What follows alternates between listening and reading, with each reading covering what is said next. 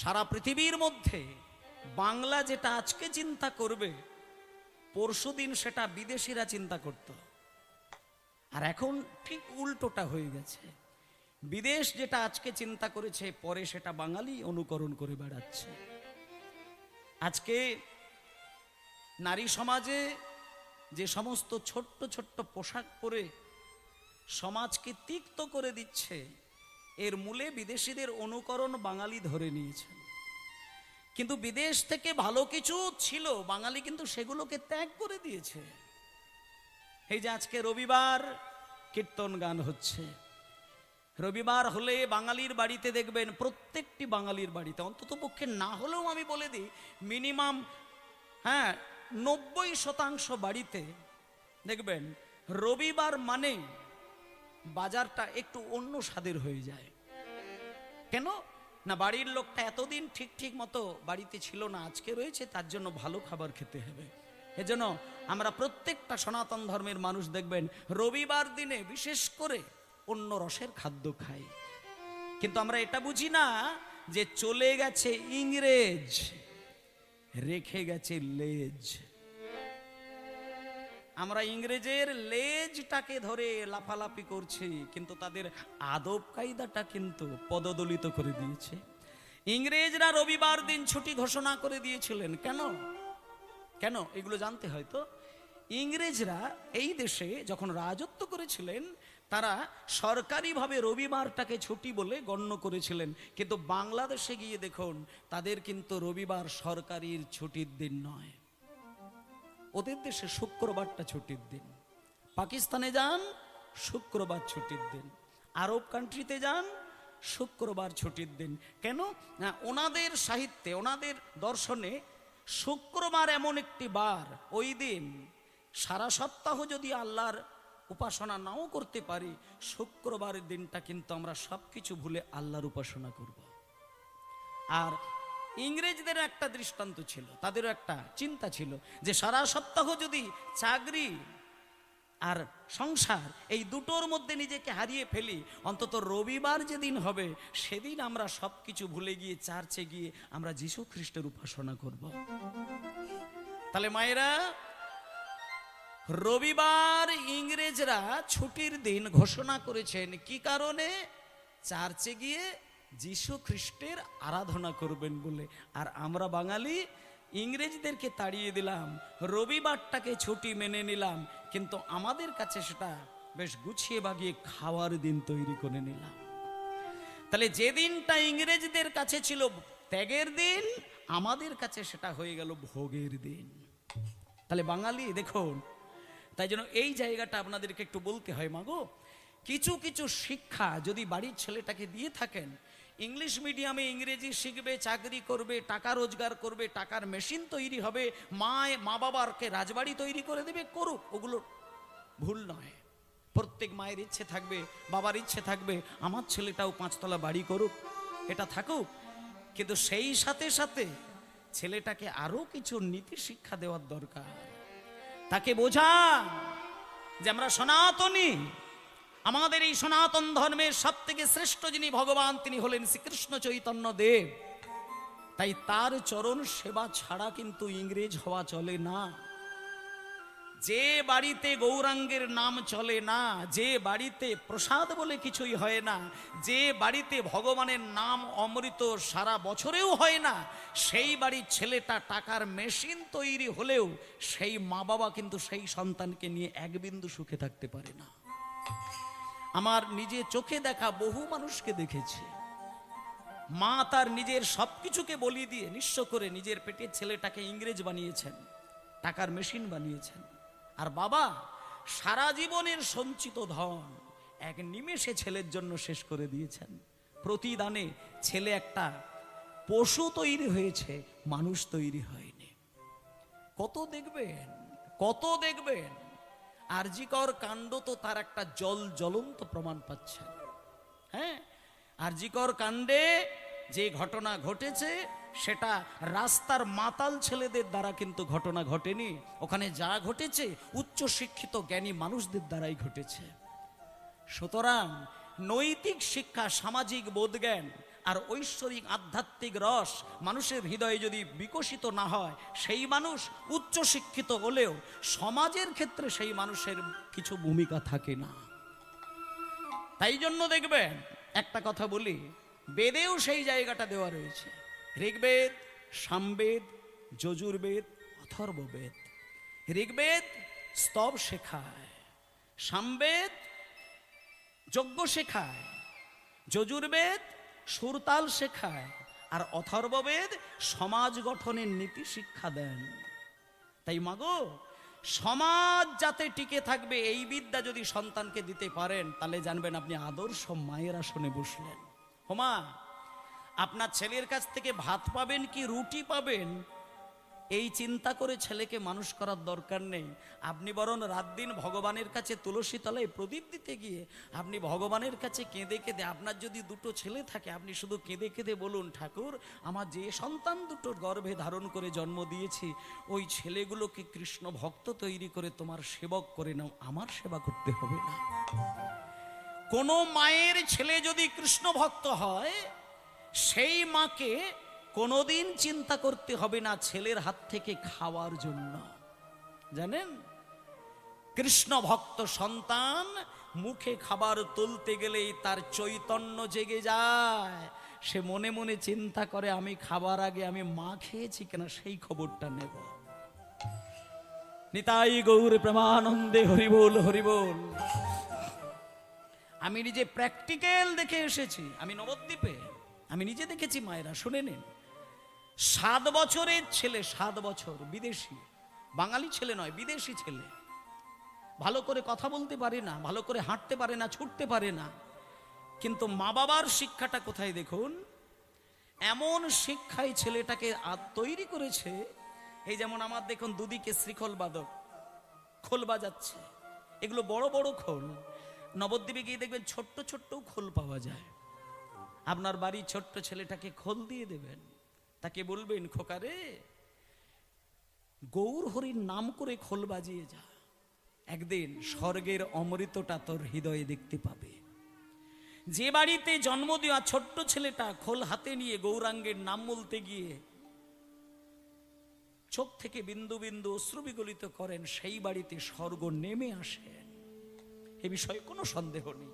আমি নিজে দেখেছি ওই নবদ্বীপে 7 বছরের বালক ছোট্ট খোল বাজিয়ে হরিনাম গাইছে, চোখের দিকে তাকানো যায় না, টপ টপ করে জল গড়িয়ে যাচ্ছে।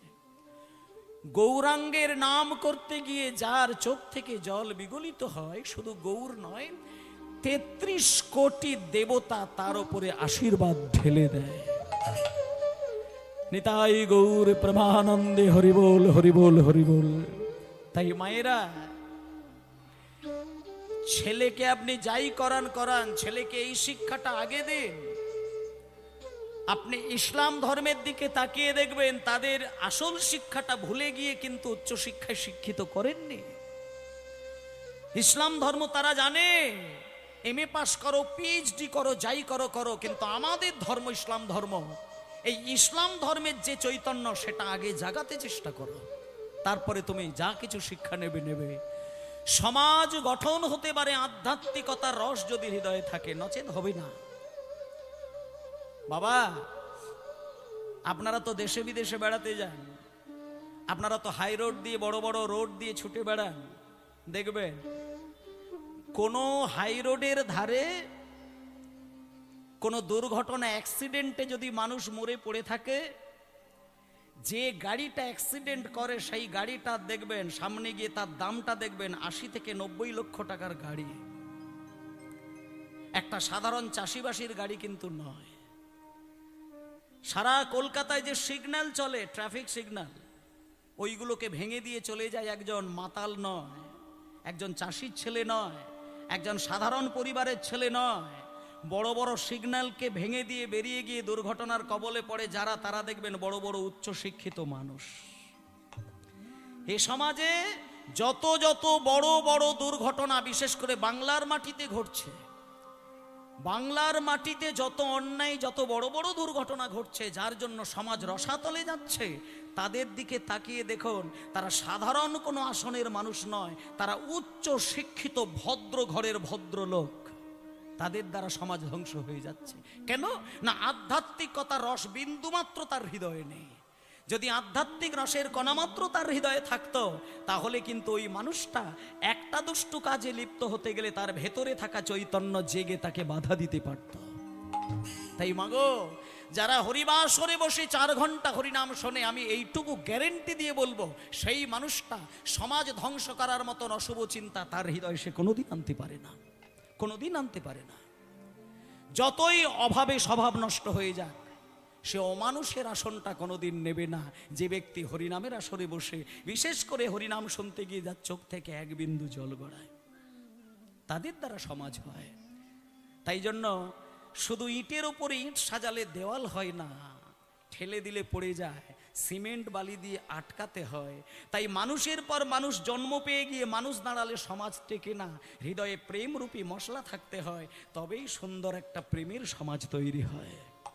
তাই জন্য বাবা, আজকে দেখুন, আজকে চৈতন্য মহাপ্রভু তিনি সত্য ত্রেতা দাপর কলি ছেড়ে গৌর হরি এলেন, দাপর ছেড়ে কলি যুগে এলেন। তিনি আজকে হরিনাম দিচ্ছেন কেমন করে? যদি হরি বলে একবার কাঁদেতে পারো, যদি হরি বলে একবার কাঁদেতে পারো, নিতাই গৌর প্রেমানন্দে হরিমল, কাঁদিতে পারো, মহাপ্রভুর খেলার সাথী হবে। হরি বলে একবার কাঁদেতে পারো, মহাপ্রভুর খেলার সাথী হবে। হরি বলে একবার কাঁদেতে পারো। এটাই হচ্ছে আসল কথা। হোমা, তুলসী কাঠের মালা যদি গলায় নিতে পারেন, আমি বলবো জীবনটা ধন্য করলেন। কিন্তু তুলসী কাঠের মালা যদি নাও নিতে পারো, নিরামিষ আহার যদি তুমি নাও করতে পারো, কীর্তন আসরে গিয়ে হরিনাম শোনার সময় যদি তুমি নাও পাও, নবদ্বীপ বৃন্দাবন দ্বারকা মথুরায় যাবার পয়সা যদি তোমার নাও থাকে, অন্তত ঘরে বসে যদি হাত জোড় করে প্রতিদিন 1টা মিনিটের জন্য হরি বলতে গিয়ে চোখ থেকে 2 বিন্দু জল গড়াতে পারো, তাহলে তুমি মহাপ্রভুর খেলার সঙ্গী হয়ে যাবে, সাথী হয়ে যাবে। এটাই আজকে গানের মধ্যে পদাবলিতে বলছেন যে খেলার সঙ্গী হতে গেলে কিছুই দরকার হবে না। টাকা পয়সা থাকলে তুমি সবকিছুর অধিকারী হতে পারবে, কিন্তু গৌরাঙ্গের চরণের অধিকারীটা হতে পারবে না। গৌরাঙ্গের চরণের সেবার অধিকারী হতে গেলে তোমাকে গৌরের কৃপা পেতে হবে। আর গৌরাঙ্গের কৃপা যদি পেতে হয়, তাহলে তোমাকে হাগৌর বলে কাঁদতে শিখতে হবে। যার চোখ থেকে প্রেমের কান্না বর্ষণ হয় না, সে তো ভগবানের দাসী হতে পারবে না। মা, আমরা অনেক সময় মন্দিরে গিয়ে কাঁদি। আমি আমার নিজের ঠাকুরমার কথা বলছি। ঠাকুরমা, আমার ঠাকুরমা প্রত্যেক দিন যত রাত্রিতেই ঘুমাতে যাক, 4:30 বেজে গেলে আমার ঠাকুরমা বিছানায় থাকতো না। 4:30 বাজার সাথে সাথে আমার ঠাকুরমার প্রথম যে কাজটা ছিল, শঙ্খটাকে বাজিয়ে দেওয়া। এটা এখন তো কোনো বাড়িতে হয়নি। এখন বিশেষ করে যারা একটু আগের মা বাবা রয়েছেন তারা হয়তো পালন করেন, কিন্তু এই প্রজন্মের যারা মায়েরা, তারা কিন্তু এসবের আর ধার ধারেন না। কিন্তু আমি বলি, যারা অল্প বয়সী ছেলে বা মেয়েরা আছো, তাদের জন্য বলি, আধ্যাত্মিকতার ডাক যদি তোমার হৃদয়ে আসে, ওই ভাইব্রেশন সৃষ্টিকর্তার হৃদয়কে গিয়ে কাঁদিয়ে দেয়। এটা সবসময় তুমি জেনে রেখো। তুমি যে চিন্তা করবে, সেই চিন্তার তরঙ্গ গিয়ে ভগবানের সঙ্গে মিলেমিশে একাকার হয়ে যাবে। যে সংসারে শঙ্খ বাজে ভোরের বেলায়, যে সংসারে ভগবানের নাম হয় প্রভাতকালে, সেই সংসারে ভগবানের অশেষ কৃপা ঢেলে দেওয়া থাকে। তাই আপনারা অবশ্যই পালন করবেন এইগুলো। তাই বিশেষ করে এই অগ্রহায়ণ মাসে আপনারা যারা ওই একটু আগে কথাটা বলছিলাম আমিষ আহার যারা করেন তাদের ক্ষেত্রে বলবো সারা অগ্রহায়ণ মাসটা অন্তত আমিষ আহারটা বর্জন করার চেষ্টা করবেন। আর যাদের অনেকের অভ্যাস আছে বিছানায় বসে খাওয়া, অগ্রহায়ণ মাসে অন্তত বিছানায় বসে যদি খায়, সেখানে কেউ চঞ্চল হোক না হোক অন্তত মা লক্ষ্মীর দৃষ্টি যেখানে পড়েছে সেটা কিন্তু সরে যায়। অন্তত অগ্রহায়ণ মাসে, অগ্রহায়ণ মাসে কিছু নিয়ম থাকে সেগুলো পালন করতে হয়। কার্তিক মাসে দামোদর ব্রত করে কৃষ্ণের কৃপা লাভ করলেন, আর অগ্রহায়ণ মাসটা সাত্ত্বিক গুণের অধিকারী হবার জন্য কিছু আধ্যাত্মিক নিয়ম আপনারা পালন করার চেষ্টা করবেন। হ্যাঁ, আর যেটা আজকে দেখুন গৌর সুন্দর সকালবেলায় হরিনাম করতে বেরিয়েছিলেন কাঁদতে কাঁদতে, আর হরিনাম শেষ করে যখন সারাদিন কেটে গিয়ে সন্ধ্যা নেমে আসছে, এখানে কিন্তু ইতিমধ্যেই বাবা আমি বেশিরভাগ কিন্তু বয়স্ক মা বাবাদের বদন দেখতে পাচ্ছি, আর আমার বয়সটাও কম নয়, অনেক হয়ে গেছে। প্রত্যেক বছর পহেলা বৈশাখ আর পয়লা জানুয়ারি একটা মানুষের জীবনে কটা হয় আপনি গুণে বলে দিতে পারবেন? এখানে যারা বাবারা রয়েছেন মায়েরা রয়েছেন, যদি আপনাকে জিজ্ঞেস করে হয় তুমি কটা পয়লা জানুয়ারি পেয়েছো, তুমি গুণে বলে দিতে পারবে। কটা পয়লা বৈশাখ পেয়েছো, গুণে বলে দিতে পারবে। কিন্তু তুমি কি এটা ভেবে দেখেছো যাদের ইতিমধ্যে 60 বছর বয়স, যাদের ইতিমধ্যে 55-50 বছর বয়স, যতগুলো পয়লা বৈশাখ পেয়েছো, তুমি ভেবে নাও তোমার জীবন ডায়েরি থেকে যতগুলো পয়লা বৈশাখ থাকার কথা ছিল তুমি বেশিরভাগ পয়লা বৈশাখ পার করে এসেছো, আর কয়েকটা পয়লা বৈশাখ বাকি আছে, আর বেশি দিন নেই। তুমি যদি 80টা বছর বেঁচে থাকো, যাদের 60 বছর বয়স, তারা যদি চোখ বন্ধ করে একটু চিন্তা করে দেখেন ছেলেবেলার ঘটনাগুলো মনে হবে মাত্র 1 সপ্তাহ আগেকার ঘটনা। একটু ভেবে দেখবেন, সবকিছু ভুলে গিয়ে স্থির চিন্তা করে দেখবেন আপনার ওই শিশুবেলার একসঙ্গে বালক বয়সে যে মধুর প্রেমের খেলা, সেটা মনে হবে মাত্র 1 সপ্তাহের ঘটনা। এই কদিনের মধ্যে আপনি সব হারিয়ে আজকে বৃদ্ধ হয়ে গেলেন, তাহলে বেশিরভাগ দিন পার করেছেন হিসাব খুঁজে পেলেন না, আর কটা দিন বাকি আছে আপনি আর হিসাব খুঁজে পাবেন না।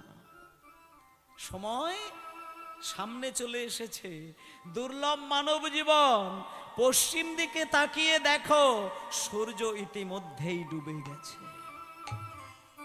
কেমন আমাদের জীবনের ডায়েরির প্রত্যেকটি দিনের পৃষ্ঠা ইতিমধ্যেই শেষ হয়ে গেছে।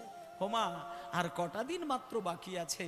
আমরা জন্মের সময় মাকে দেখতে পাই না, আর যেদিন মৃত্যু হবে সেদিন মাকে দেখতে পাবো না। এটা কত সত্য কথা দেখুন, কিন্তু যদি চোখ বন্ধ করে চিন্তা করা যায় বেদনা দিয়ে ধরে রাখতে পারবেন না। এখানে যারা যারা আছেন মায়ের কোলে যেদিনটা জন্ম নিলেন সেদিন আপনি মাকে দেখেছিলেন? দেখতে পাননি, কারণ জন্মের শুভক্ষণে মাকে দেখা বাবাকে দেখার মতন দৃষ্টিটা তখন হয়নি। তাহলে কত দুঃখের বিষয় দেখুন, মায়ের কোলে যেদিন আমাদের জন্ম হয় সেদিন আমরা মাকে দেখতে পেলাম না, আর যেদিন আমি বৃদ্ধ হয়ে মরে যাব সেদিন আমার কাছে মা বাবা কেউ থাকবে না। তাহলে যার জন্য তুমি জগৎ দেখলে তাকে প্রথম দিনেও তুমি দেখতে পাওনি, আর যার জন্য তুমি পৃথিবীতে আসলে এত সুন্দর কীর্তন আসরে বসেছো কার জন্য? জন্ম দেওয়া মা বাবার জন্য। কিন্তু যেদিন তুমি মরবে তার অনেকগুলো বছর আগে তোমার মা বাবা কিন্তু ইতিমধ্যেই পরলোক গমন করেছেন। এর থেকে বেদনার কি হতে পারে? এর থেকে বেদনার আর কিচ্ছু হতে পারে না। জন্মের দিনে মাকে দেখি না, বাবাকে দেখি না, আর যেদিন মরবো সেদিনও দেখতে পাবো না। তাহলে আমি মা বাবার জন্য কি করলাম? এই চিন্তা হয়ে গেল কার? আমার গৌর সুন্দরের। গৌর সুন্দর সারাদিন হরিনাম করতে করতে বিকেল বেলায় হঠাৎ খেয়াল করতে পারি না কখন যে সারাদিন গড়িয়ে গেল, কখন যে দিন গড়িয়ে সন্ধ্যা নামছে গৌরহরি টের পায় না। ভক্তদেরকে ডেকে ডেকে বলছে, ওগো দাদা, দাদা নিতাই, আমার যে হরিনাম আর ভালো লাগে না দাদা। চলো দাদা, চলো দাদা, চলো। আমরা সকাল বেলায় হরিনাম গাইবার সময় যখন বাড়ি থেকে বার হই, তখন মায়ের চরণ ধরে আমি কেঁদে কেঁদে অনুমতি নেই। সারাদিন কেটে গেল, আর দেখো দাদা, দেখো দাদা, পশ্চিম দিকে সূর্য বিদায় নিচ্ছে। আমাদের তো কোনো কাজ নাই, আমাদের কোনো কাজ নাই। আমাদের শুধু দুটো কাজ, আমাদের শুধু দুটো কাজ, ভক্তদের সাথে হরিনাম করা আর মাকে শান্তি দেবার জন্য বিকেল বেলায় মায়ের কাছে গিয়ে শুধু একবার প্রণাম জানিয়ে আসা। চলো দাদা, দিবা অবসান হেরি গৃহেতে চলিলা। তাই মায়েরা এই পদটা একটুখানি গাইব। আমি প্রথমেও বলেছি, এখনো বলছি, ওই ঝাক্কা ঝাঁকিং কোমর দোলানো গান আমি গাইতে পছন্দ করি না। আমি চেষ্টা করি আপনাদের চরণ ধুলোটা মাথায় নিয়ে যতটুকু আবেগ দিয়ে গান বাজনা করা যায়। গানে যদি একবার আবেগ এসে যায় আর গান শুনতে শুনতে যদি আপনার হৃদয়টা একবার ভিজতে শুরু করে দেয়, চোখ যদি সিক্ত হয়ে যায়, তাহলে জানবেন এর থেকে পরমানন্দ আপনি জীবনে আর কিচ্ছুতে পাবেন না। তাই জন্য পদকর্তা বললেন, দিবায়ব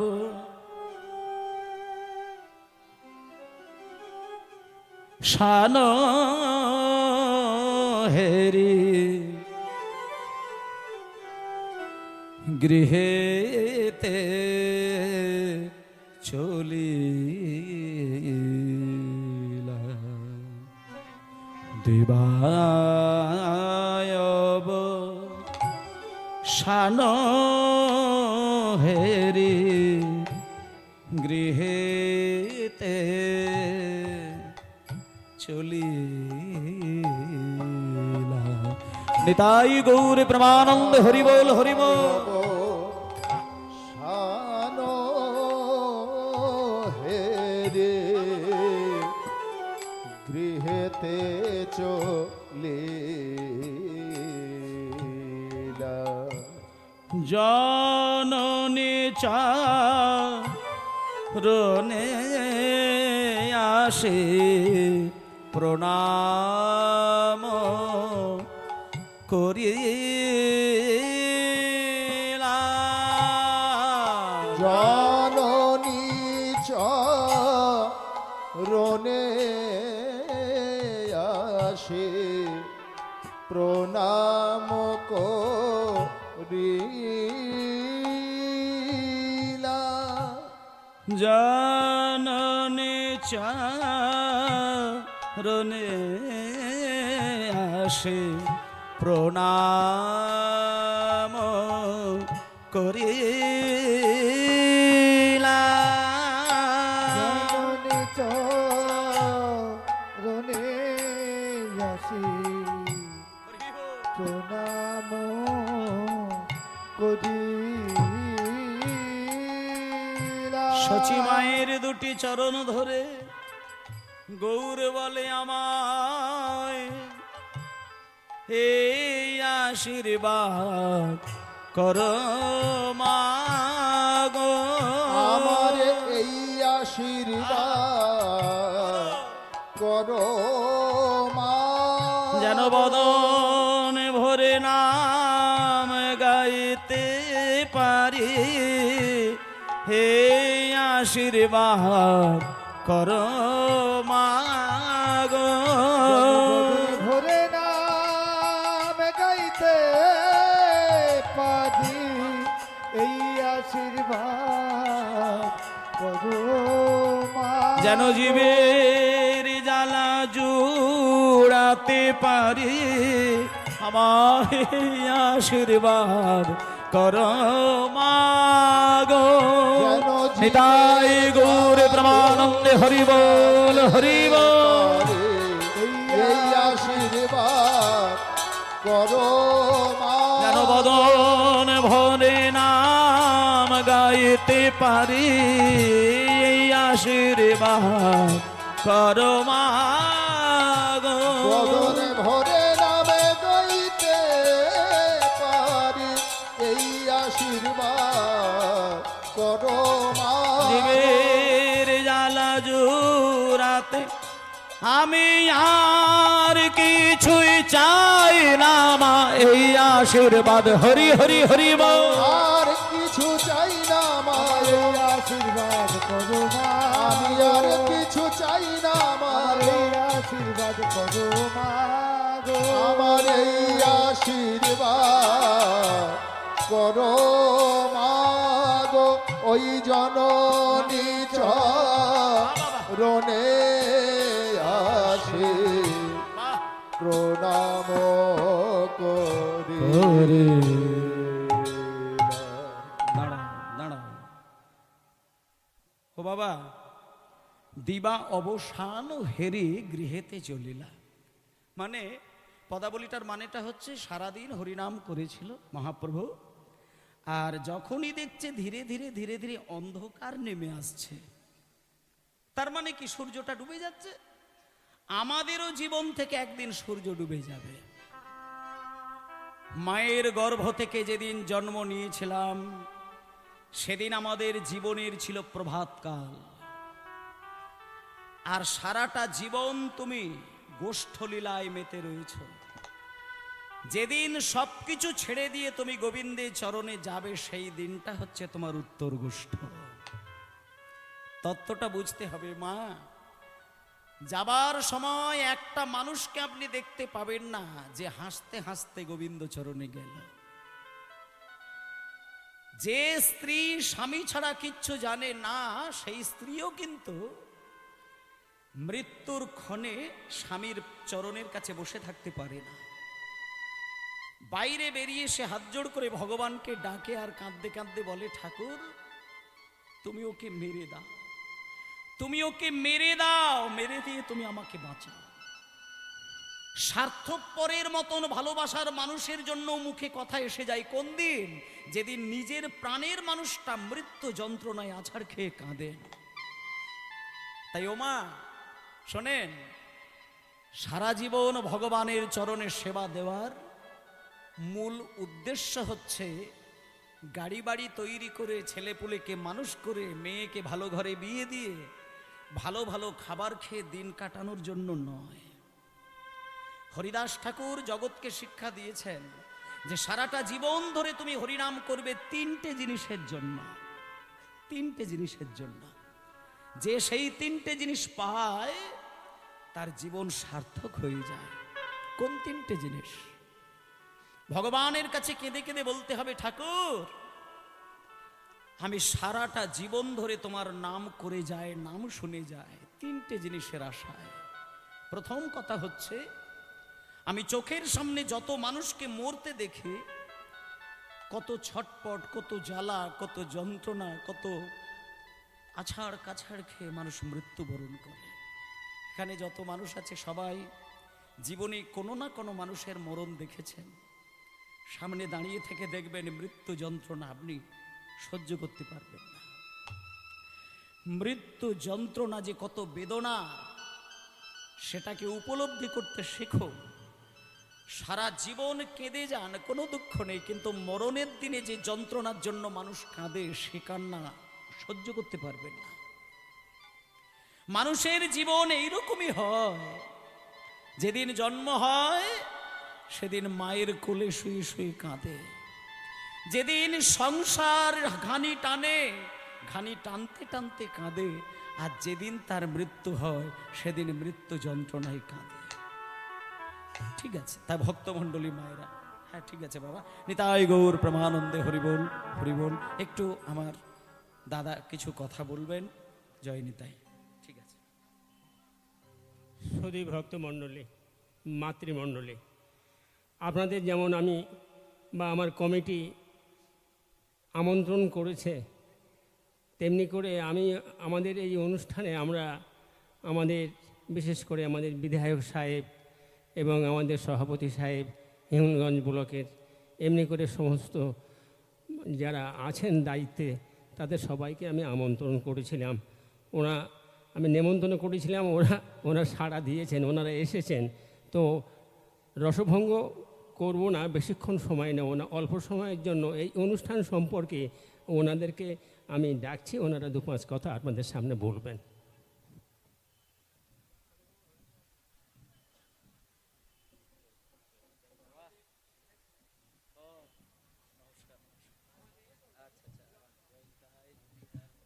আমরা সময় নষ্ট না করে তাড়াতাড়ি মানে কীর্তনিয়া আমাদের সকলের প্রিয় অত্যন্ত সুমধুর কণ্ঠে কীর্তন গান পরিবেশন করছেন।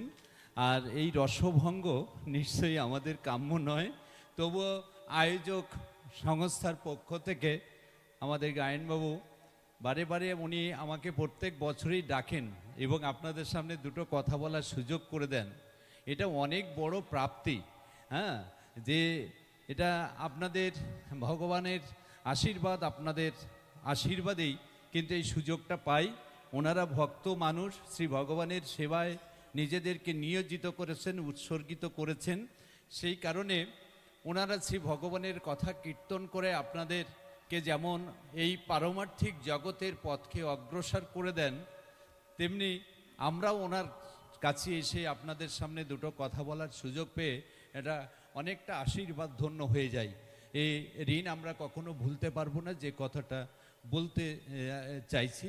আর যে কথাটা উনি বলছিলেন, আমি যখন প্রবেশ করছিলাম তখন শুনছিলাম যে সত্যযুগে নারায়ণ, ত্রেতায় শ্রীরামচন্দ্র এবং দাপরে কৃষ্ণ, কলিতে শ্রীকৃষ্ণ চৈতন্য মহাপ্রভু।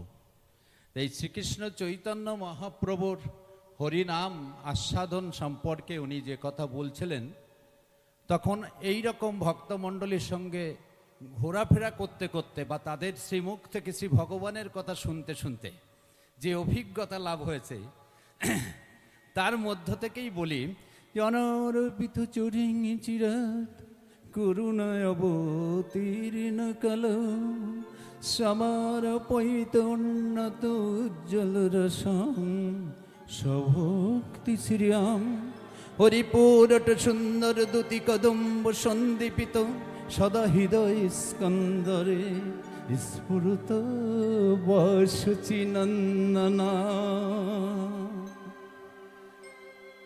যা কখনো কোনো কালে কোথাও অর্পণ করা হয়নি, সেই কি অনর্পিত যা কোনো কালে কখনো অর্পণ করা হয়নি, গোলক বৈকুণ্ঠ থেকে আনয়ন করে এই কলিহত জীবের কল্যাণে তিনি আমাদের কাছে সেই উজ্জ্বল মধুর রসে রসালো প্রেম সম্পদ দিতে এসেছেন। আমরা দেবনারায়ণ বাবুর কণ্ঠে সেই প্রেম সম্পদের কাহিনী শ্রবণ করছি। ধন্য আপনারা হে মাতৃমণ্ডলী, ভক্তমণ্ডলী, এভাবে শ্রী ভগবানের কথা কীর্তন কায় মনোবাক্যে যে শ্রবণ করছেন।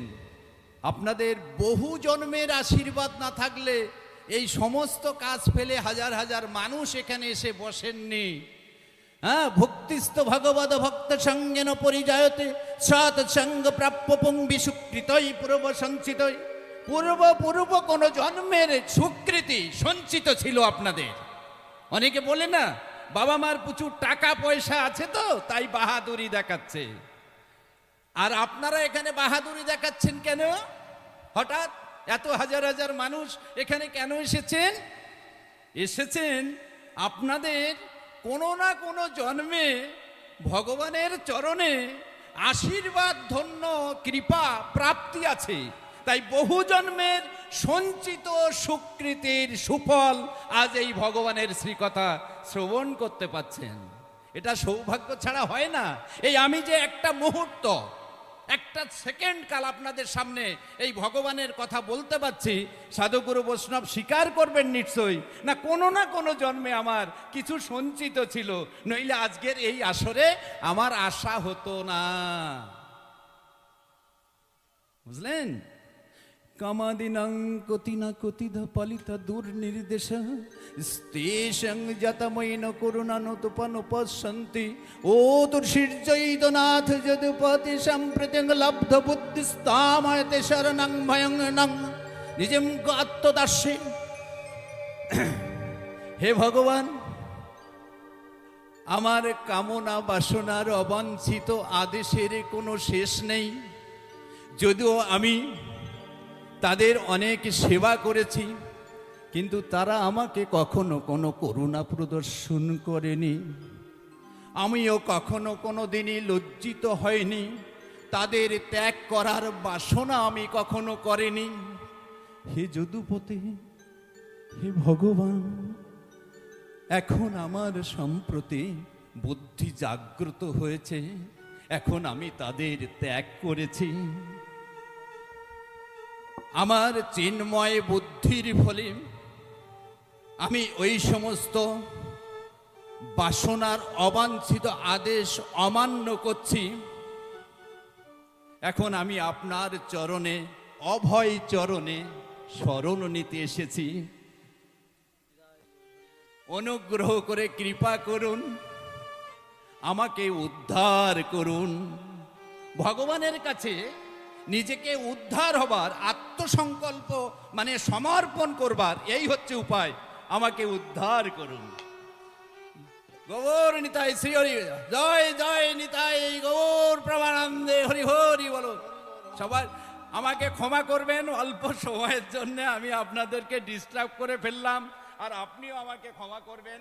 অনেক মধুর রসালোকে মানে প্রেম সম্পদ আপনি বিতরণ করছেন, তার মধ্যে যদি কোনো রসভঙ্গ করে থাকি আমাকে ক্ষমা করে দেবেন। নমস্কার।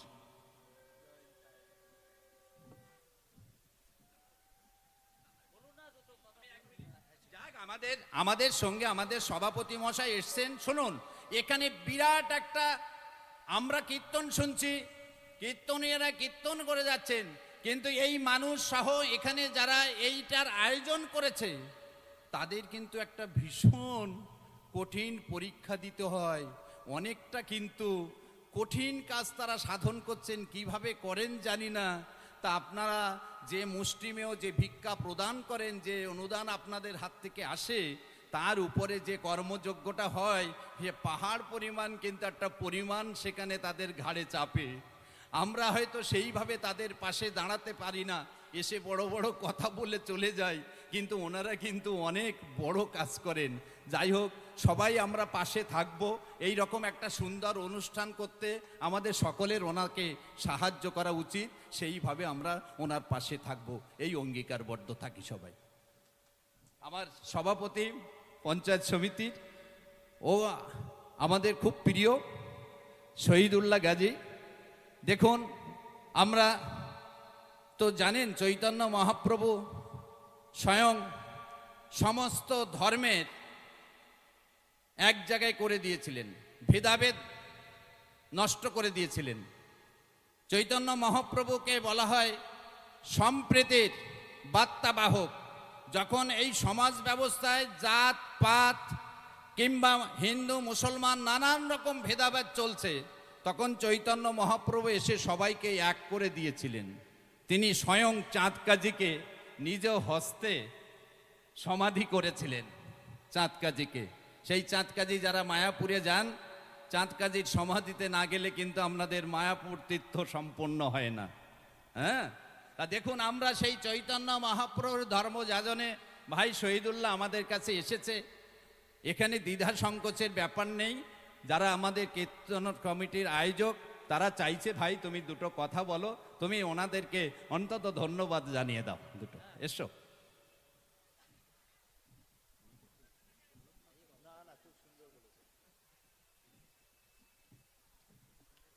সর্বপ্রথম আমি প্রণাম জানাবো আমাদের কীর্তনিয়া দেবনারায়ণ পাল মহাশয় এবং তার সঙ্গী যারা এসছেন, এবং বাসতলী দীর্ঘদিন ধরে আজকে আমি এর আগে অনেকবার এসেছি, কিন্তু আজকে তুলনামূলক লোক কিন্তু অনেক কম, কারণ আমি এর আগে দুবার এসেছি, প্রচুর মানুষ হয়েছে। সামনে উপস্থিত ধর্মপ্রেমিক মায়েরা, বোনেরা, ভাই এবং দাদারা, সবাইকে আমার বয়োজ্যেষ্ঠতা আমার প্রণাম নেবেন, এবং ছোট যারা আছেন তাদেরকে আমার ভালোবাসা রইল। দেখুন, আজকে এরকম একটা জায়গা, আমরা যারা এখানে এসেছি সবাই কিন্তু সৎ মনোভাব নিয়ে কিন্তু আমরা এখানে এসেছি। কারণ আমরা যারা এবং আপনারা যারা আছেন ধর্মপ্রেমিক মানুষ, এখানে কিন্তু কেউ ব্যক্তি স্বার্থের জন্য কেউ আসেনি। যে আমরা আজকে কীর্তনে যারা আছেন তাদের কাছ থেকে কিছু জ্ঞান, কিছু ভালোবাসা নিয়ে আজকে আমরা কিন্তু সব ঘরে ফিরে যাব। আমি বলবো সবাই হিঙ্গলগঞ্জবাসীর মানুষ, সবাই নিজেদের বিভেদটা ভুলে গিয়ে সম্প্রীতি বন্ধনে যে সবাই একত্রে সবাই মিলেমিশে চলব। আমরা যারা ধর্মপ্রেমিক মানুষ, আমরা দেখেছি অনেক সময় অনেক ধর্মপ্রেমিক মানুষরা ভিতর দুই একজন এমন একটা অন্যায় কাজ করি, সেটা খুব আমাদের কষ্ট লাগে। অনেক বুড়ো মা বাবা যারা আমাদের হয়েছে তারা অনেক সময় খেতে পায় না। তাদেরকে অনেকে দেখা যাচ্ছে, অনেকে কেউ কাউকে মানায় নিতে পারে না সেই মা বাবার। আমি আলাদা করে বলতেছিলাম, আপনার মা আমার বাবা, আপনার বাবা আমার মা, দেখুন সব কিন্তু এক।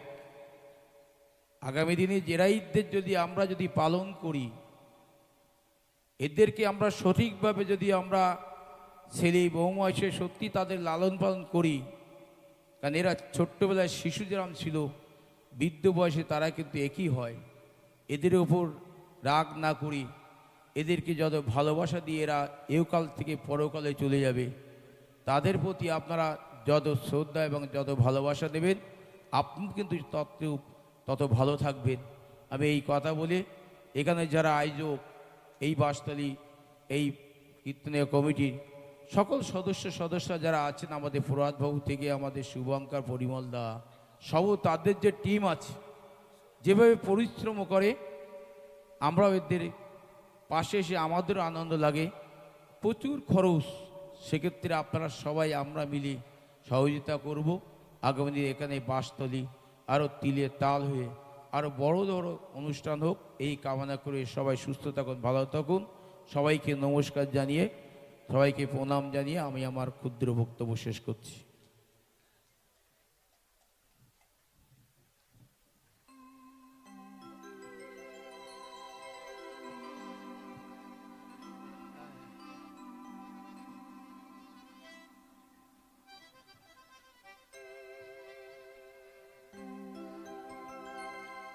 জয় নিতাই।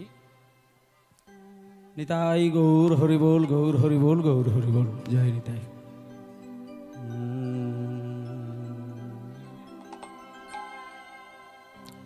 সবাই বলুন শ্রী গুরু নিতাই গৌর হরিবোল, হরিবোল, হরিবোল, হরিবোল, হরিবোল, জয় নিতাই।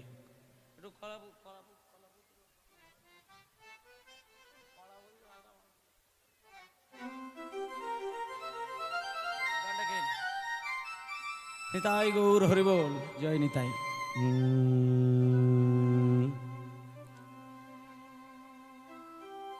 আমরা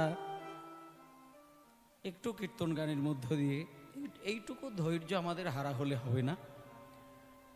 প্রত্যেকটা জিনিসের মধ্যে ভালোটাকে খুঁজতে হবে। খারাপ জিনিসগুলোকে নিয়ে বেশি মাখামাখি থাকাটা মানুষের ধর্মের মধ্যে নয়। তাই বিধায়ক সাহেব এসেছিলেন, সভাপতি সাহেব এসেছিলেন, ওনারা এই ধর্মের মঞ্চে দাঁড়িয়ে ধর্ম রসপাত্রের কিছু কথা ওনারা বললেন। ঘটনাটা হচ্ছে এটাই যে রাজনৈতিক জায়গাটা হচ্ছে এরকম একটি জায়গা যে আধ্যাত্মিক চেতনা যদি রাজনৈতিক চেতনার সঙ্গে মিলেমিশে যায়, তাহলে সেইখানে আর কিন্তু গণ্ডগোল হওয়ার সম্ভাবনা থাকে না।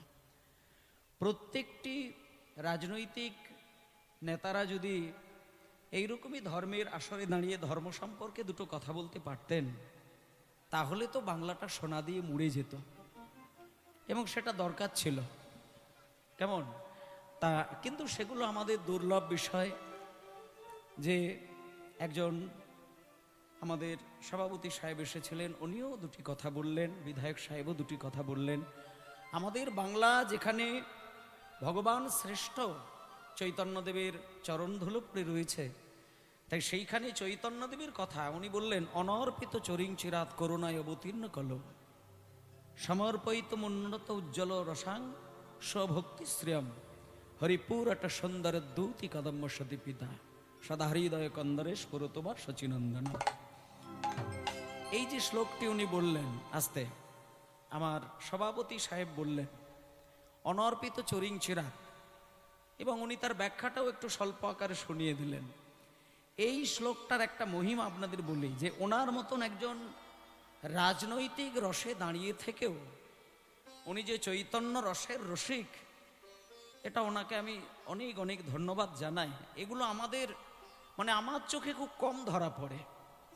আর যে শ্লোকটি উনি এই মুহূর্তে বললেন, এই শ্লোকটি বিখ্যাত শ্লোক, বিখ্যাত শ্লোক। মানে চৈতন্য মহাপ্রভু উন্নত উজ্জ্বল রসে সমৃদ্ধ এমন একটি রস উনি দিয়েছিলেন, যেটা কোনো কালে কোনো যুগে কোনো ভগবান দিতে পারে না, সেটা মহাপ্রভু দিলেন। আর উনি সেই কথাটি দিয়ে শুরু করলেন। তা যাই হোক, এইটাই আমাদের বাংলায় দরকার। আধ্যাত্মিকতা ছাড়া জীবনে কোনো পথ পরিষ্কার হতে পারে না।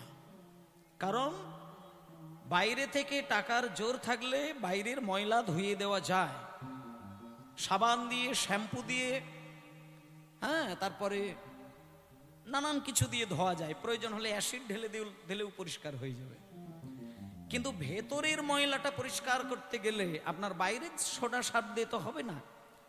আর ওই ভেতরের ময়লা পরিষ্কার করার জন্য যে আধ্যাত্মিক রসটা হৃদয়ে থাকার দরকার, সেইটা যার হৃদয়ে রয়েছে, তিনি যদি রাজনৈতিক নেতা হতে পারেন, তার দ্বারা দেশ পবিত্র হবে, সোনা দিয়ে মুড়বে, এ বিষয়ে আপনাদের চিন্তা করার কোনো বিষয় নয়।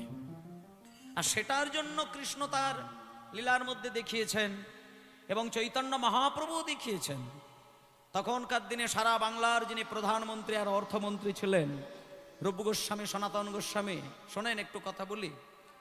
প্রধানমন্ত্রী, অর্থমন্ত্রী রূপ গোস্বামী, সনাতন গোস্বামী। আর তখনকার দিনে যিনি সারা বাংলার নবাব ছিলেন, আলাউদ্দিন নবাব হোসেন শাহ। সেই আলাউদ্দিন নবাব হোসেন শাহর আমলে প্রধানমন্ত্রী আর অর্থমন্ত্রী হয়েছিলেন দুইজন ব্রাহ্মণ ঘরের ছেলে। সেখানে ছেলে মানুষই কথা নয়। তাহলে সেই প্রধানমন্ত্রী, অর্থমন্ত্রী, তিনি মন্ত্রিত্ব ছেড়ে দিয়ে, স্ব ইচ্ছায় মন্ত্রিত্ব ছেড়ে দিয়ে, কোটি কোটি টাকার সম্পত্তি ছেড়ে দিয়ে, সমস্ত কিছু ছেড়ে দিয়ে, একখণ্ড সাদা কাপড় হাঁটুর উপরে জড়িয়ে তিনি বৈরাগ্য ধর্ম পালন করে বৃন্দাবনে গিয়ে বাবাজি হয়েছিলেন। কেন না, তিনি ছিলেন সেই রকমই একজন মন্ত্রী যার হৃদয়ে ছিল কৃষ্ণ প্রেমের ধারা। তাই কৃষ্ণ প্রেম মাখানো একজন বিধায়ক সাহেব, কৃষ্ণ প্রেম মাখানো একজন সভাপতি সাহেব, কৃষ্ণ প্রেম মাখানো একজন আমাদের রাজ্যের রাজা, সে যেই হোক না কেন, কৃষ্ণ প্রেম মাখানো আমাদের দেশের যিনি রাজা, সে যেই হোক না কেন, তিনি কিন্তু একজন আদর্শ রাজা হতে পারে, এছাড়া হতে পারে না। সারা দেশটাকে নিজের ঘরের সন্তানের মতন করতে পারে, ভাবতে পারে তিনি, যিনি আধ্যাত্মিক চৈতন্যময় হয়ে থাকেন। এটাই সব থেকে বড় বিষয়। তা খুবই ভালো লাগলো যে এখানকার বিধায়ক সাহেব তিনি মঞ্চে দাঁড়িয়ে চৈতন্য সম্পর্কে একটা শ্লোক বললেন। কেমন, খুব ভালো, আপনারাও ভালো, আমারও খুব ভালো লেগেছে। আর সব থেকে বড় কথা, ওনাদের কথাগুলো আপনারা মন দিয়ে শুনলেন, ধৈর্য হারা হননি, এটা সব থেকে বড় বিষয়। যাই হোক, চলুন একটু কলাবতীর রাগের ওপরে অন্তত যে বিষয়টা ছিল সেই বিষয়ে যাবার আগে আমরা একটুখানি যে শক্তির দ্বারা সেই শক্তির আরাধনা করে চলে, সেই শক্তিকে আবার একটুখানি বাজিয়ে নেব সবাই মিলে। বলুন, ছিলাম যে জায়গায়, আমি সেই জায়গাতেই চলে যাব। তবে তার আগে যেহেতু মাঝখানটা লীলাটা কাটা হয়েছিল, তাই সেটাকে জুড়তে হবে। আর এখানে তো ফেবিকুইক দিয়ে জোড়া যাবে না।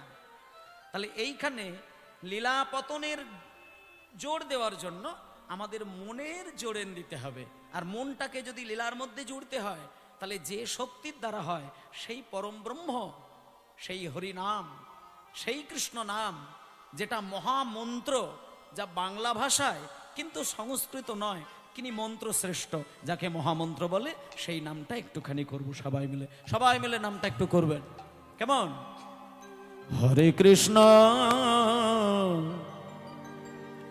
হরে কৃষ্ণ কৃষ্ণ কৃষ্ণ হরে হরে হরে রাম হরে রাম রাম রাম হরে হরে হরে কৃষ্ণ নিতাই গৌর প্রমানন্দ হরি বল। কৃষ্ণ কৃষ্ণ হরে হরে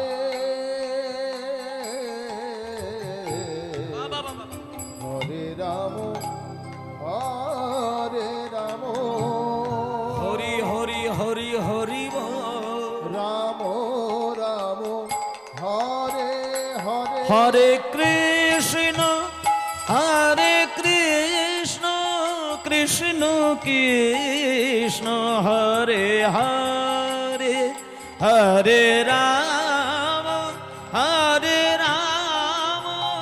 রাম রাম হরে হরে সবাই বলো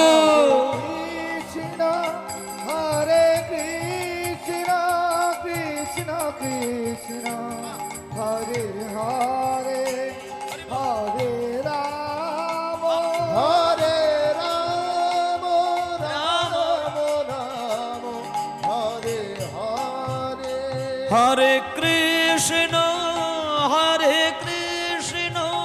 কৃষ্ণ কৃষ্ণ হরে হরে হরে রাম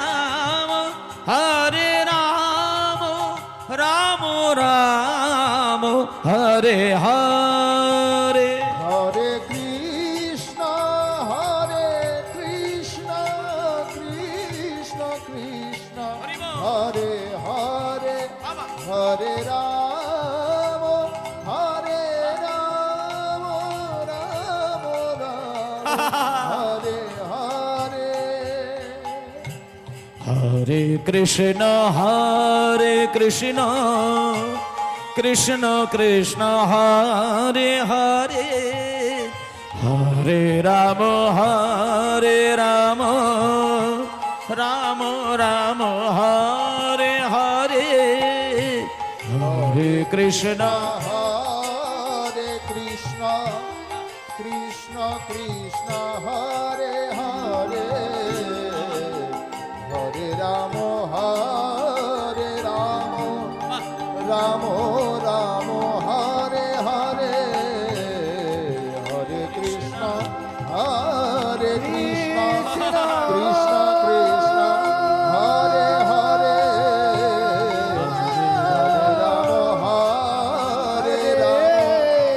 রাম রাম হরে হরে নিতাই গৌর প্রমানন্দে হরি বল হরি বল হরি বল। হরে হরে রাম রাম রাম হরে হরে বাহ, এই হরিনাম দেওয়ার জন্যই মহাপ্রভুর এই নাম সংকীর্তন। ভক্তমণ্ডলী মায়েরা, আজকে এই নাম গাইতে গাইতে মহাপ্রভু ভক্তদেরকে সাথে নিয়ে বেরিয়েছিল মাঠে। এইবার চলুন সেই পুরিয়া রাগের ওপরে আজকে মহাপ্রভু হরিনাম গাইতে গাইতে বাড়িতে ফিরলেন। ও মায়েরা, চলুন যে ভাবের গতিতে আমরা ছিলাম সেই জায়গায় চলে যায়। আমরা মানুষ, পারলে সব কিছুই পারি। আমরা সৃষ্টিও করতে পারি, ধ্বংসও করতে পারি। নামে ধৈর্য, নামে রুচি, নামে ভক্তি, এগুলো যদি থাকে সেই মানুষ কোনোদিন রসাতলে হারিয়ে যেতে পারেন না। তাই আপনাদের নামে রুচি আছে, নামে ধৈর্য আছে, নামে ভক্তি আছে। তাই জন্য এত সময় ধরে সকাল থেকে কীর্তন শুনছেন, কোনো ধৈর্য হারা আপনারা হননি। তাই আজকে সেই হরিনাম গাইতে গাইতে পশ্চিম দিকের সূর্য ক্রমশ ডুবে যাচ্ছে। এটা দেখে মহাপ্রভু বাড়িতে আসলেন। এবার দেখুন বাড়িতে এসে কি রূপ, চৈতন্যদেবের রূপটা দেখুন মায়েরা। মাগো, পশ্চিম দিকে সূর্য যখন ঢলে যাচ্ছে, দাদা নিতাই চাঁদকে ডেকে বলছে, দাদা আর আমার খেলা ভালো লাগে না, চলো না দাদা, চলো না দাদা, আমরা সবাই মিলে ওই একটু মায়ের কাছে যাই। সেই সকালবেলায় বেরিয়েছিলাম, মাকে প্রণাম করেছিলাম, মায়ের বদনটা আমার মনে পড়ছে দাদা, চলো দাদা হরিনাম করতে করতে বাড়িতে যাব, আর বাড়িতে গিয়ে একটু শুয়ে পড়ে মাকে প্রণাম করব। এইবার হরিনাম গাইতে গাইতে যখন বাড়িতে এসেছে, মায়েরা শোনে, আপনাদেরকে একটা কথা বলে দিই, আপনারা লালটু, পল্টু, বল্টু, কেলটু, নান্টু, ঝন্টু এই সমস্ত ছেলের মা হবেন, কিন্তু গোবিন্দ ওই গৌরহরির মা হতে গেলে কত সচেতন থাকতে হয় দেখুন। আমার গৌর সুন্দর হরিনাম গাইছে, সারাদিন হরিনাম গাইতে গাইতে গাইতে গাইতে যখন সন্ধ্যা নামলো, মায়ের মনে পড়েছে গৌরাঙ্গের কথা, কিন্তু মনে কিন্তু মা বারবার আনছে না। কেন জানেন? মনে করুন আপনার পেটের ছেলেটা আমেরিকায় থাকে, চাকরি সূত্রে থাকে, আর আপনি এই দেশের বাড়িতে থাকেন, বাঁশতলিতে থাকেন, কিন্তু নারী ছেঁড়া ধন, এক পেটে জন্ম নিয়েছিল, নারী ছেদন করে আপনি জন্ম দিয়েছেন। যতই আপনার নারী কেটে জন্ম দেন না কেন, আপনার সঙ্গে সন্তানের সম্পর্ক কিন্তু সারা জীবন থাকবে। ছেলে যদি আমেরিকাতেও থাকে আর আপনি যদি বাঁশতলী গ্রামেতেও থাকেন, সেই বিদেশে থাকা সন্তানের যদি হঠাৎ কোনো যন্ত্রণা আসে, সেই যন্ত্রণা মা কিন্তু দেশের বাড়িতে ঘুমিয়ে ঘুমিয়ে পায়, যেটাকে বলে বাৎসল্য টান। ছেলের যদি বুকে কোনো ব্যথা আসে, সেটা মায়ের বুকেও যন্ত্রণা আসে, সেই হবে মা। তাই মা গো, সারাদিন হরিনাম করে, কিন্তু সচিমা গৌর বলে কাঁদতে পারে না। যদি ছেলের কোনো ক্ষতি হয়ে যায়, ছেলের কোনো যদি বিপদ হয়ে যায়, ওই জন্য আমরা সাধারণত ভাবে কোনো কথা বলতে বলতে যদি জিভে কামড়ে দিই, বা কথা বলতে বলতে চলতে চলতে হোঁচট খেয়ে পড়ে যায়, দেখবেন আমরা একটা প্রবাদ আছে যে কেউ হয়তো তোর নাম করছে তাই তুই হোঁচট খেয়ে গেলি, কেউ তোর নাম করছে তাই তুই জিভে কামড় দিলি। এগুলো মিথ্যে নয়। অহৈতুকী ভালোবাসা দিয়ে যদি কাউকে বেঁধে রাখেন, সে যদি তার ব্যাকুল প্রাণে নাম করে যায়, সে কিন্তু হোঁচট খায়। এ কথা মিথ্যে নয়। আমার গৌরহরি হরিনাম গাইতে গাইতে যখনই মায়ের কাছে এসে দাঁড়িয়েছেন, মায়ের চোখটা বন্ধ হয়ে আছে। এমন সময় যখনই ছুটে এসে গৌরহরি সচিমায়ের পায়ে পড়ল, সঙ্গে সঙ্গে নিমায়ের হাত দুটো ধরে মহাপ্রভুকে বুকে টেনে নিলেন। মহাপ্রভু বললেন, মা, ও মা, আমি এই যে সারাদিন হরিনাম করি, আমি তো কিচ্ছু চাই না মা। আবার আজকে এই সন্ধ্যাবেলায় এসে তোমার চরণ ধরে কাঁদছি, আমি কিচ্ছু চাই না। তুমি শুধু আমায় আশীর্বাদ করো, যেন বদন ভরে হরিনাম করে প্রত্যেকটা মানুষের হৃদয়ের জ্বালা যন্ত্রণা আমি দূর করে দিতে পারি। এই দেখুন, মা সেই অবস্থাতেই আশীর্বাদ করে দিল, নিমাই, আমি তোকে আশীর্বাদ করলাম, আমি তোকে মা হয়ে আশীর্বাদ করলাম, তুই বদন ভরে হরিনাম করে জগতের প্রত্যেকটি মানুষের জ্বালা যন্ত্রণা তুই জুড়িয়ে দে। কিন্তু মায়েরা, আশীর্বাদটা করে দেওয়ার পরে এই দেখুন, কোন মানুষের চোখে যদি জল ছলছল করে, জল যদি ভর্তি থাকে, তার সামনে যে মানুষটা থাকবে তাকে দেখা যাবে, কিন্তু পরিষ্কার দেখা যাবে না।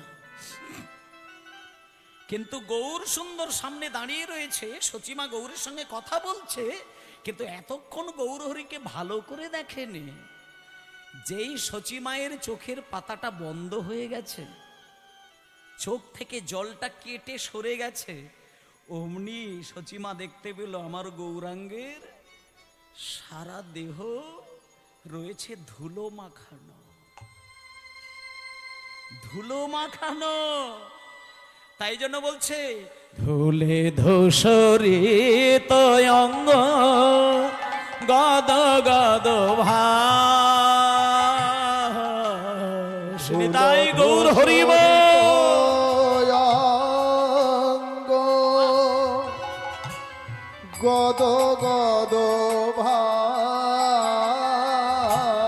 ধুলে ধূসরিত অঙ্গ গদ গদ ভাস। ধুলে ধূস ঋত অঙ্গ গদ গদ ভাস। এই নরহরি, এই গদাধর, এতক্ষণ আমি নিমায়ের দিকে ভালো করে তাকিয়ে দেখি না, তাই আমি বুঝতে পারছি না।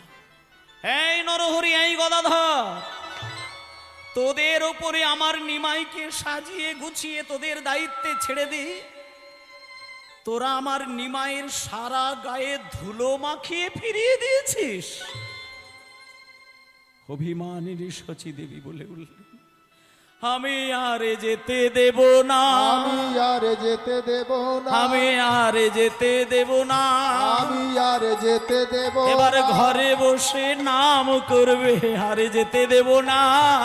বসে নাম করবে আর যেতে দেব। এবার ঘরে বসে নাম করবে, আর যেতে দেব না। ঘরে বসে নাম করবে আর যেতে দেব না। অভিমানে শচী মাতা বলে, আর যেতে দেব না। নামে সচী মাতা বলে আর যেতে দেব না। এই নরহরি, বলি নরহরি তুই কোথায় ছিলি?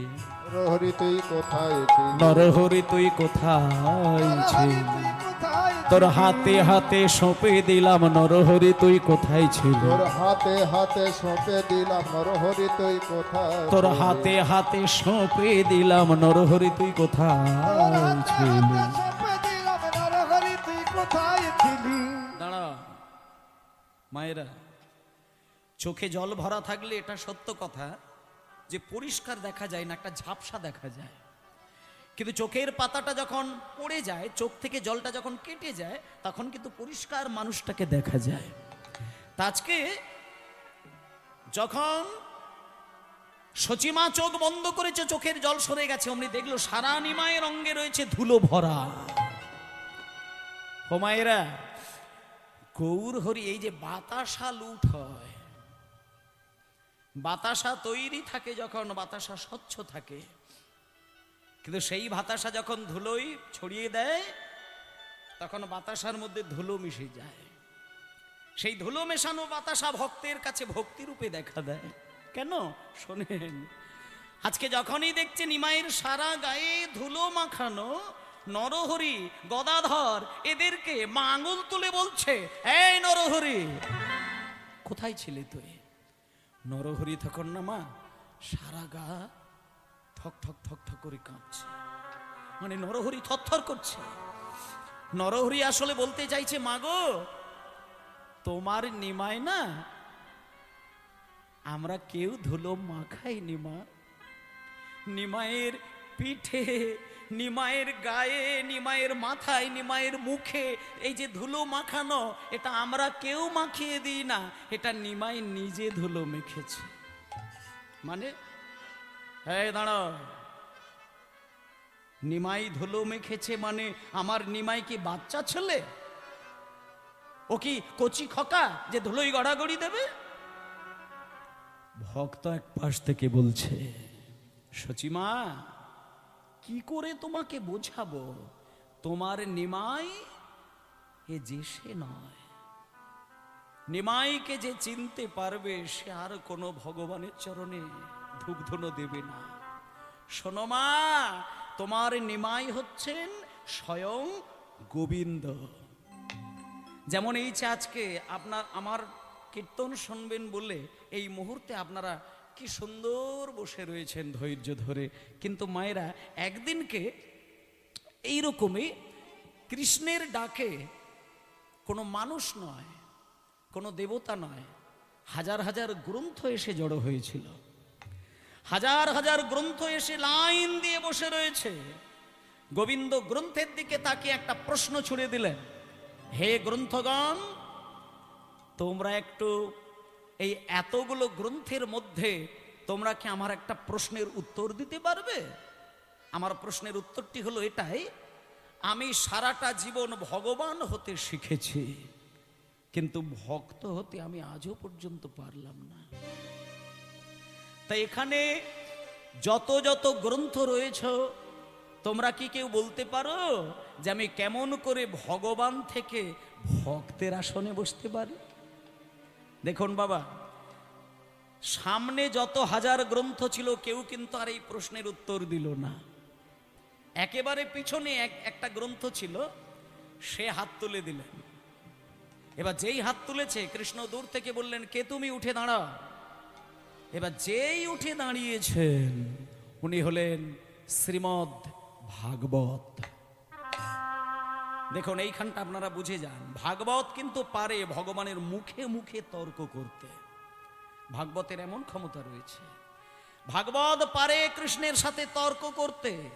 ভাগবত দূর থেকে বললেন যে হে কৃষ্ণচন্দ্র, আপনি যদি আমাকে অভয় দেন তাহলে আপনাকে আমি এক্ষুনি বলতে পারি আপনি কেমন করে ভগবান থেকে ভক্ত হবেন। তখন কৃষ্ণ বললেন, ঠিক আছে, আমি তোমাকে অভয় দিলাম, তুমি বলো কেমন করে ভক্ত হতে পারি। তখন ভাগবত বলছেন যে ঠাকুর, ভক্ত আপনি হতে পারেন, কিন্তু আমি স্পষ্ট কথা বলি, কষ্ট পাই না। ভক্ত যদি আপনাকে হতে হয় তাহলে আমার আইন মেনে চলতে হবে। আমার আইন ভারতবর্ষের আইনের সঙ্গে মিলবে না। আমার আইন হলো ভক্তি জগতের আইন। ভারতের আইন আর ভক্তি জগতের আইন এক হবে না। ভারতবর্ষের সংবিধানে সংরক্ষণ বলে একটা জিনিস আছে, কিন্তু ভক্তি জগতে সংরক্ষণ বলে কিছু নেই। ভারতের সংবিধানে একজনের পেটে বিদ্যে নেই, ক লিখতে কলম ভাঙে, কিন্তু একজন মন্ত্রী হয়ে যেতে পারে। কি করে হবে? তার যদি ভোটের জোর থাকে। ক লিখতে কলম ভাঙবে তবুও সে মন্ত্রী হবে, তার ভোটের জোর থাকলেই হয়ে যায়। একজন ক লিখতে কলম ভাঙে কিন্তু বড় অফিসার হতে পারে, কিসের জোরে? তার যদি টাকার জোর থাকে। কিন্তু মায়েরা, এটা ভারতের সংবিধানে আছে, ভক্তি জগতের সংবিধানে ওটা নেই। ভক্তি জগতের সংবিধানে একটাই নিয়ম, রাজার জন্য যে আইন আর ওই রাস্তার ভিখারির জন্য সেই আইন। এবার এই কথাটা যখন বললেন, কৃষ্ণের একটু সন্দেহ বাঁধলো, কিন্তু জিজ্ঞেস করে নিলেন যে আচ্ছা ঠিক আছে, তোমার আইনটা তাহলে তুমি ক্লিয়ার করে বলো, পরিষ্কার করে বলো। তখন এইবার ভাগবত বলছেন, ঠাকুর, ভক্ত যদি আপনাকে হতেই হয় তাহলে আপনি কিছু মনে করবেন না, যেখানে ভক্তের চরণ ধুলা পড়ে থাকবে সেইখানে আপনাকে গড়াগড়ি দিতে হবে। নিতাই গৌর প্রেমানন্দে হরি বল। মানে ভক্তের চরণ ধুলো যদি তুমি গায়ের মধ্যে একবার বুলিয়ে নিতে পারো তবেই তুমি ভক্ত হতে পারবে, নচেত তুমি ভক্ত হতে পারবে না। এবার আমি এখানে যত মায়েরা রয়েছে তাদেরকে একটা প্রশ্ন করব। কৃষ্ণ আজকে ভক্ত হবার জন্য এই বাঁশতলির হরিবাসরে এসেছেন, মনে করুন এসেছেন, আর উনি আপনাদের কাছে হাত জোড় করে বললেন যে এখানে কে আমাকে চরণ ধুলো দেবে বাবা? যদি দিতে চাও বলো, আমি ছুটে গিয়ে তার চরণ ধুলো নেব। এবার কৃষ্ণ যদি চরণ ধুলো আপনাদেরকে চায়, বলুন আপনারা কে চরণ ধুলো দেবেন? কে চরণ ধুলো দেবেন? একটু হাত তুলুন তো দেখি। ভগবানকে আপনার পায়ের ধুলো দেবেন, কে দেবেন? শোনেন, এটা দিতে হবে না, ভাবলেও নরকে ঠাঁই হবে না।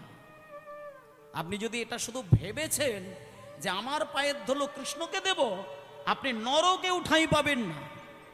আর কৃষ্ণ ভগবান হয়ে এটাও চাইবে না যে আমি ভক্ত হতে গিয়ে আমারই এক ভক্তকে নরকগামী করে দিই। তাহলে খুঁজে খুঁজে এই পৃথিবীর মধ্যে এমন একজন ভক্তকে বার করার দরকার, যে ভক্তের চরণধুলো সারা অঙ্গেও যদি কৃষ্ণ বুলিয়ে নেয়, সেই ভক্ত নরকে যাবে না, আর কৃষ্ণও ভক্ত হয়ে যাবে। খুঁজে খুঁজে খুঁজে খুঁজে বিশ্ব ব্রহ্মাণ্ডের মধ্যে একজন ভক্ত পাওয়া গেল। তিনি কে? তিনি আর কেউ নয়, তিনি হলেন গোবিন্দের বামঙ্গ সম্ভূতা রাধারানী। রাধারানী যেহেতু ভক্ত শিরোমণি, তাই তার চরণধুলো গায়ে মাগলে কৃষ্ণ ভক্ত হয়ে যাবে। আর রাধারানী যেহেতু কৃষ্ণের অংশ থেকে জন্ম, তাই রাধারানীর চরণধুলো গায়ে মাগলে রাধারানী কোনোদিন নরকে যাবে না। তাই মান লীলার ছলনা করে কৃষ্ণ আমার রাধারানীর চরণধুলো গায়ে মাগলেন। এবার মায়েরা বলুন তো, রাধার চরণধুলো কৃষ্ণ গায়ে বুলিয়ে শুধু কি ভক্ত হয়েছিল? না, আরো এক্সট্রা অনেকগুলো কাজ হয়েছিল, মানে অতিরিক্ত কিছু লাভ হয়েছিল। সেগুলো কি?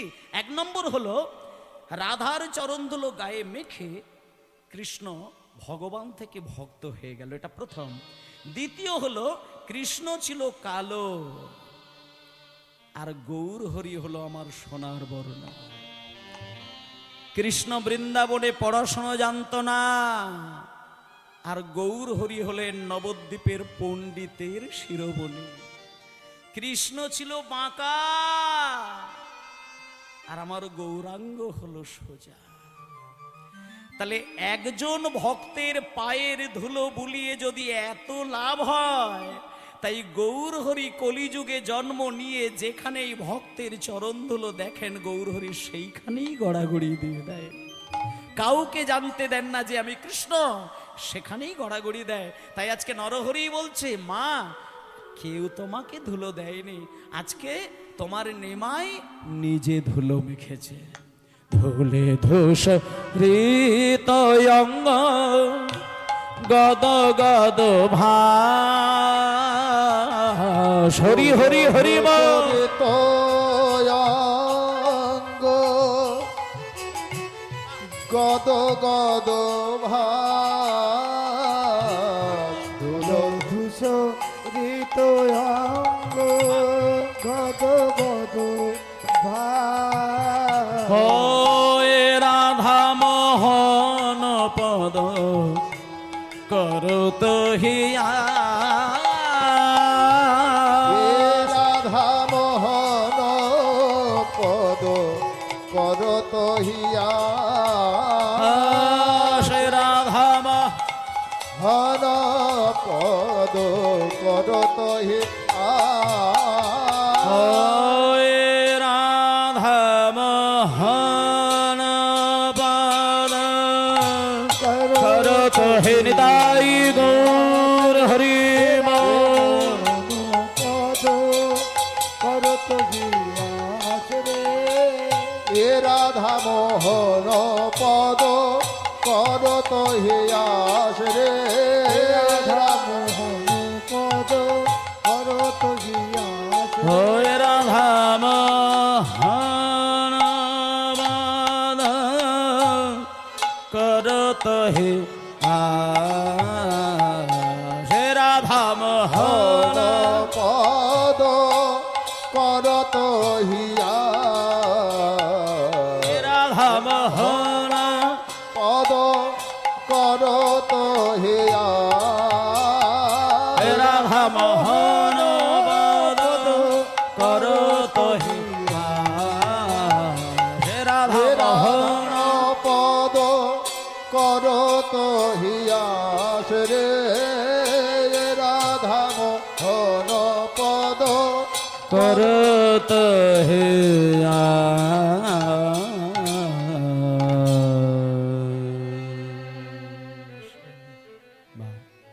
বেশ সুন্দর। একটু প্রাণ ভরে আমরা একটু আস্তে আমরা এতক্ষণ ধরে খুব সুন্দর ভাবে, সুন্দর মনে, সুন্দর চিন্তায় গৌর হরির হরিনাম করতে করতে ফিরে আসার লীলাটি শুনলাম। এবার চলুন আমরা সবাই মিলে একটু বৃন্দাবনে যাই। বৃন্দাবনে গিয়ে দেখি সেইখানে ভগবান কৃষ্ণ কেমন করে কি গোপীদেরকে নিয়ে ঘরে ফেললেন, শ্রীদাম সুদামদেরকে নিয়ে ঘরে ফেললেন। সবাই মিলে একটু যাব সেই বৃন্দাবনে। বৃন্দাবনে যেতে গেলে মায়েরা এতক্ষণ গৌরচন্দ্রিকার মধ্যে দেখলাম, এবার চলুন মন প্রাণ দিয়ে সবাই মিলে একটু বৃন্দাবনে গিয়ে আমরা ব্রজের ভাবটা লক্ষ্য করি সবাই মিলে।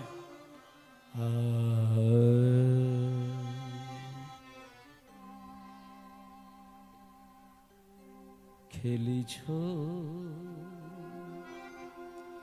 একটুখানি বৃন্দাবনে যেতে গেলে মনের ভাবটা কি থাকে এই গানটার মধ্যে একটু ছোট্ট করে গাইব। খেলিছ